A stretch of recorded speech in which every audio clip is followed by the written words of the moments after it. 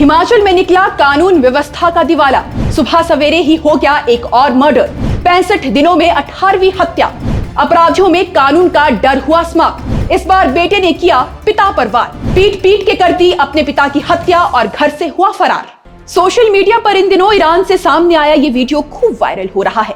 Video में आसमान से लाल रंग का पानी बरसता नजर आ रहा है, जिसे लोग खूनी बारिश का नाम देकर कलयुग के अंत होने की बात कह रहे हैं। लेकिन अगर ठीक से देखें तो हमारे हिमाचल का भी हाल इस वीडियो से कुछ ज्यादा अलग नहीं है, क्योंकि हमारे हिमाचल में ही बीते 65 दिनों से सिर्फ हत्याएं और सिर्फ हत्याएं ही हो रही है। रिश्तों का कत्ल किया जा रहा है, आपसी रंजिशों में लोग मारे जा रहे हैं और हर तरफ खून बिखरा हुआ है। तो फिर किसने लगाई है हमारे शांति प्रिय हिमाचल की शांति को नजर? और क्या है कुल्लू जिला से सामने आए ताजा तरीन मर्डर केस की कहानी, जिसमें एक कलयुगी बेटे ने अपने पिता को ही मौत के घाट उतार दिया?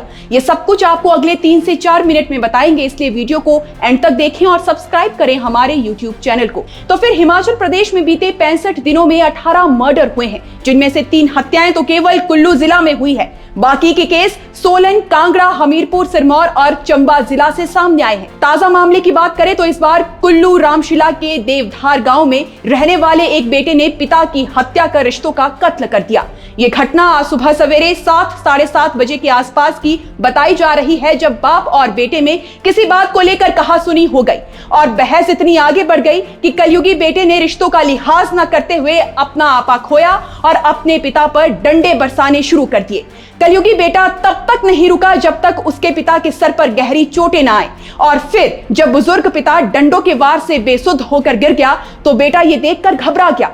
पिता खून से लथपथ अचेत अवस्था में अपने घर पर गिरा हुआ था और बेटे ने अपने पिता को अस्पताल पहुंचाने की बजाय वहां से भागना उचित समझा। इस दृश्य को अपने दिमाग में सोचने मात्र से आपके मन में भी ये बात जरूर आई होगी कि कैसे कोई इंसान इतना निर्दयी और भावहीन हो सकता है, जो अपने बड़े बुजुर्गों यहाँ तक कि अपने माता पिता तक का लिहाज न करे। तो इसका सीधा सा उत्तर है नशे का असर। बताया जा रहा है कि इस वारदात को अंजाम देने वाला 30 वर्षीय जगदीप उर्फ मोनू नशे का आदी था। जानकारी ये भी मिली है कि मोनू के घर पर पिता और छोटा भाई ही रहते थे। मोनू की मां का देहांत 8 साल पहले ही हो चुका था। बड़ा बेटा होने के नाते कहा तो मोनू को अपने परिवार और पिता की जिम्मेदारी लेनी थी, और कहा वो नशे का आदी होकर अपने जीवन को खराब करने चल पड़ा। और नशे की लत लगने का अंजाम ये हुआ कि अपने 55 वर्षीय पिता ज्ञानचंद को मोनू ने आज सुबह हुई हल्की बहसबाजी के बाद मौत के घाट उतार दिया।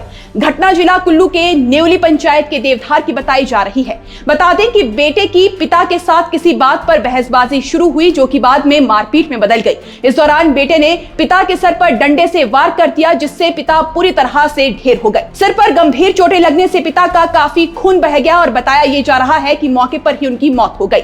वहीं कलयुगी बेटा अपने पिता को ऐसी अवस्था में छोड़कर वहां से फरार हो गया। वहीं कुल्लू एसपी डॉक्टर कार्तिकेयन गोकुल चंद्रन ने बताया कि घटना की सूचना मिली थी और शव कब्जे में लेकर पोस्टमार्टम किया जा रहा है।